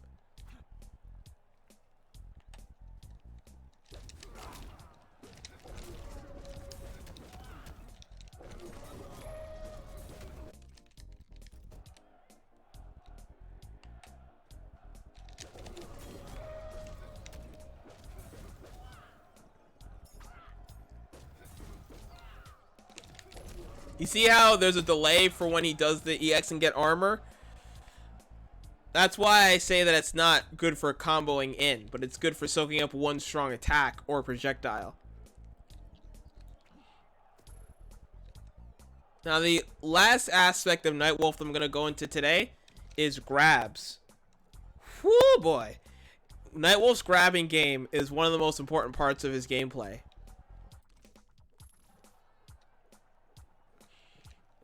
Because he's rushed down, a lot of his attacks are spatial.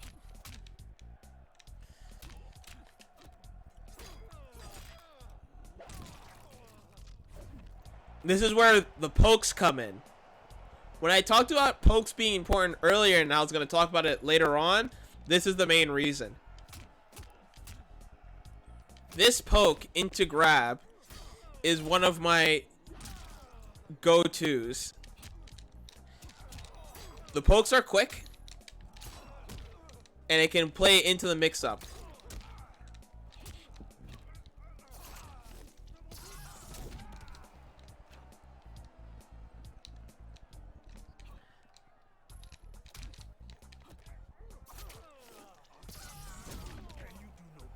If you can push through a low poke, going for a grab after is a great way to mix up a blocking opponent. Because when you're crouch blocking, I'll set Liu Kang to crouch block to just show this off. Crouch block is counted as a medium. Not a high. Counted as a medium. Stance hold. So we'll go to duck. You can grab while the opponent is crouch blocking.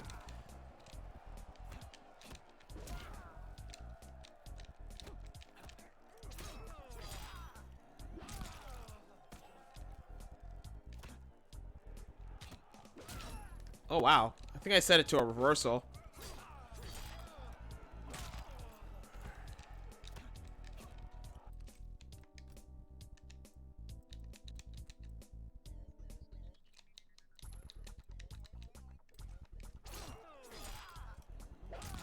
This is actually great.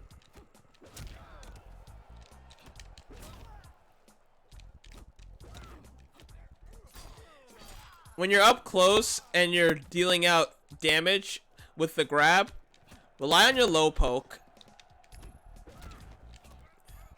and walking up for a grab.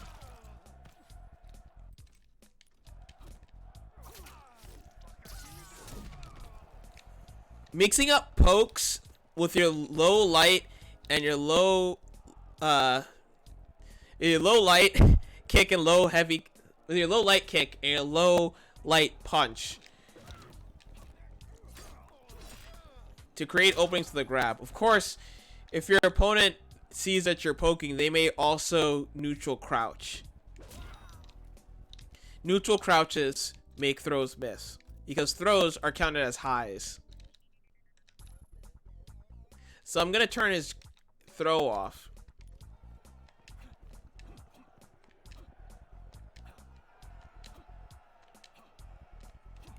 He can't be grabbed.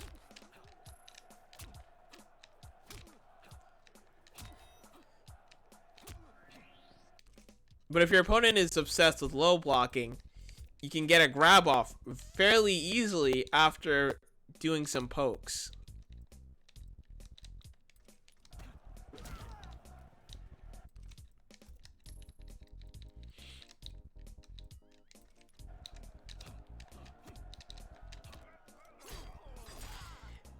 A lot of my matches also have some of these strategies of using the low poke as an opportunity for countering with a grab where your opponent might also grab.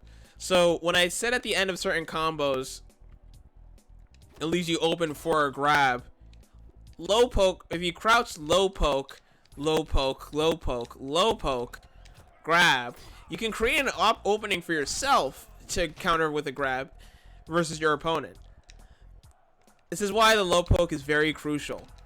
To stop the end of a combo from being countered with a throw or a punish. And to make openings for your own grab. Because when you're poking, it'll make your opponent want to block low. So when you have a grab, if you have a grab coming in and you counter with a poke, and now they're saying, okay, I need to block low. Come in with a grab, bada bing, bada boom, bada good night.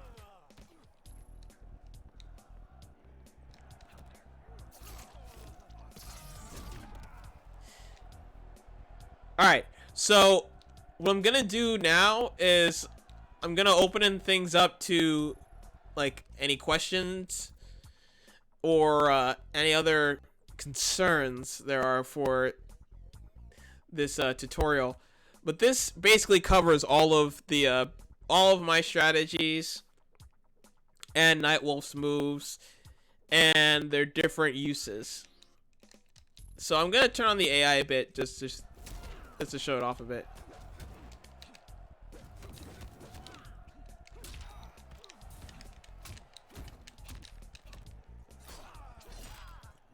Just to show off some of my strategies.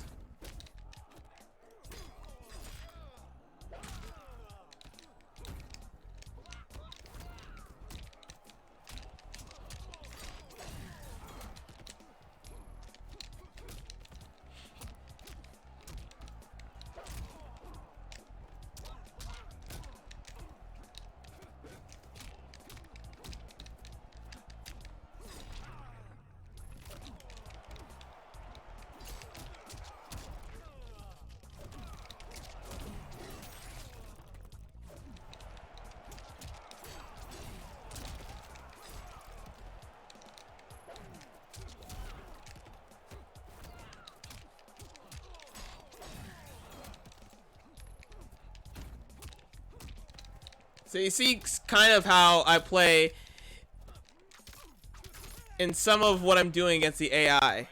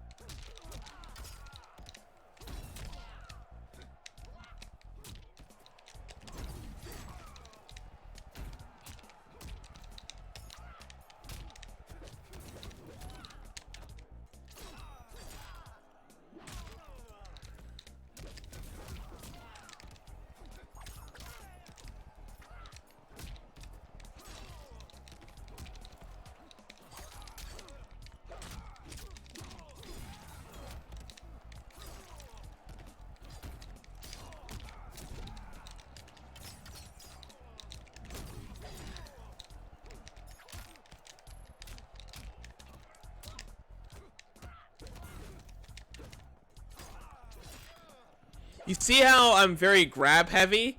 It's because Nightwolf's grab is a great way to create openings up close.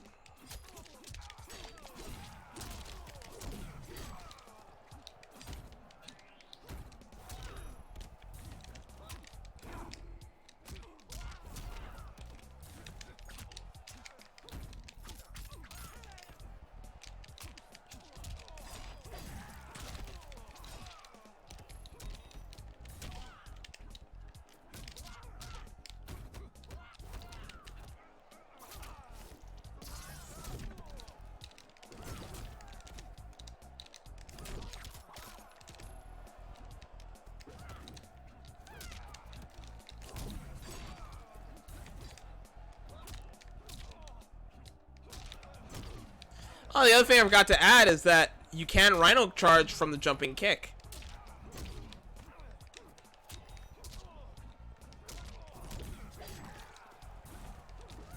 And like the roundhouse kick, it deals out quick damage.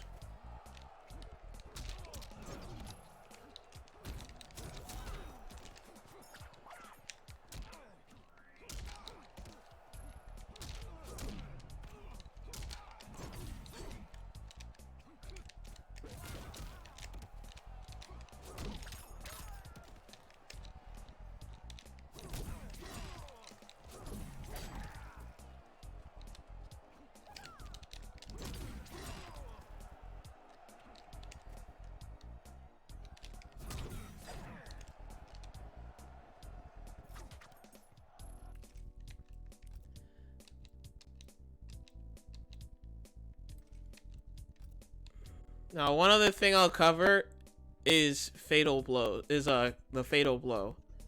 This is gonna be the last thing I cover because I actually forgot to cover this. Fatal blow. So Nightwolf's fatal blow. Let's go ahead and change the damage down here.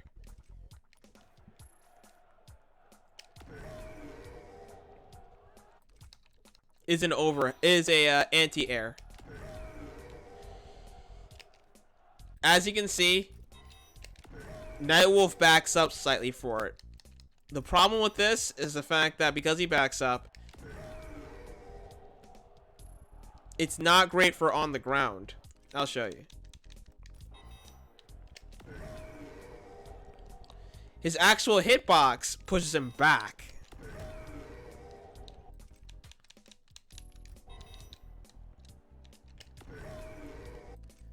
So when would you use this move? For jump-ins.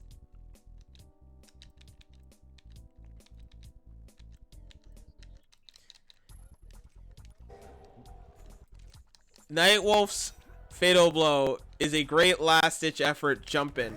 Anti-air. It will always confirm on a jump.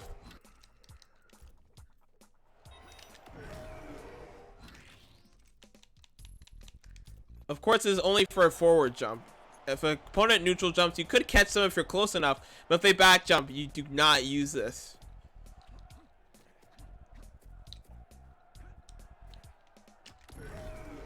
Even from far away, it can catch the opponent.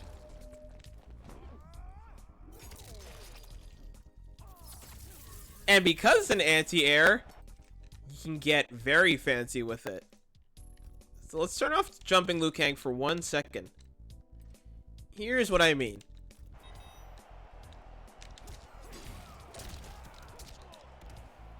Yeah. That's fine.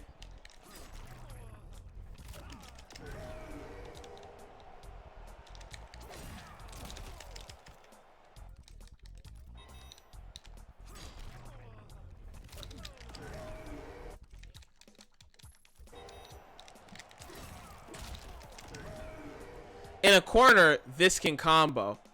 You see how the hitbox knocks him back here? Doesn't work.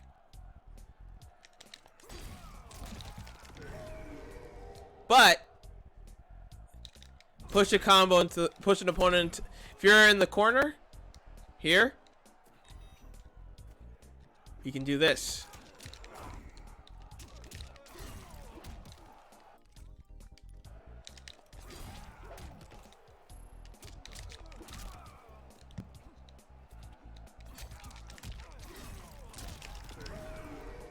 And it works. In the corner, this combo is great. If you're low on health and you have the fatal blow, you can use the Rising Tomahawk EX into fatal blow to finish off your opponent. And it does more than normal damage, so it will wipe out a lot of health. You see here, it almost takes out half.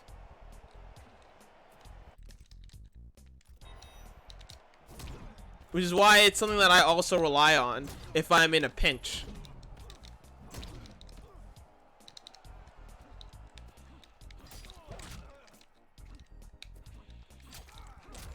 And of course, you can always use other combos.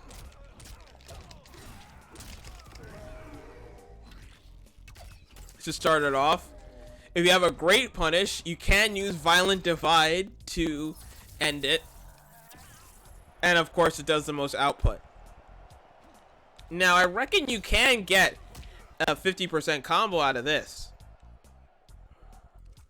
So I'll test it out here. You can probably get 50% on this.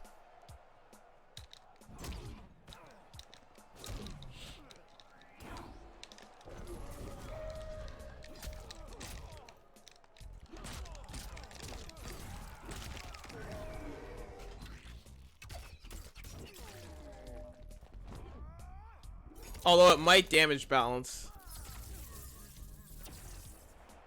get pretty close.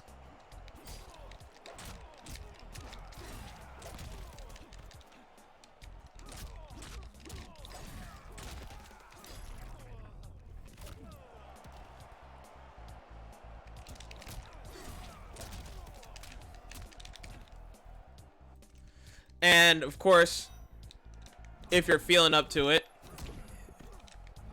you can do a soaring wings into it. As always, I don't recommend it because it's such a slow frickin' move. But you can do that. And in the right circumstances, it can catch an opponent off guard.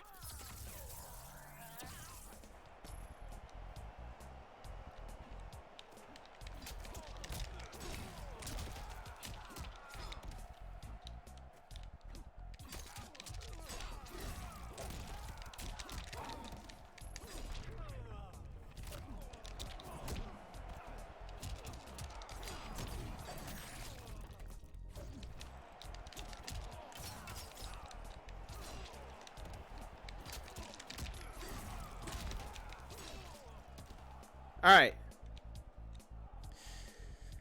I think that covers just about everything for now. Gonna turn off this music. And I think that's all of Nightwolf for now. Now, I can do another video that is, you know, just a Q&A session or just for more information on some of my strategies. And, you can go from there. I will actually start learning the other variations of Nightwolf so I can possibly start doing some 101s with those too. But that is Matoka Warrior and my strategies for using Matoka Warrior.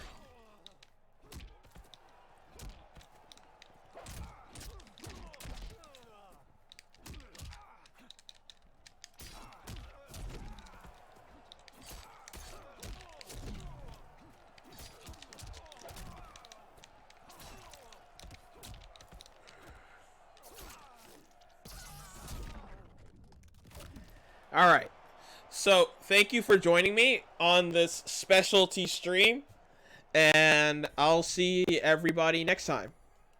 Have a good night.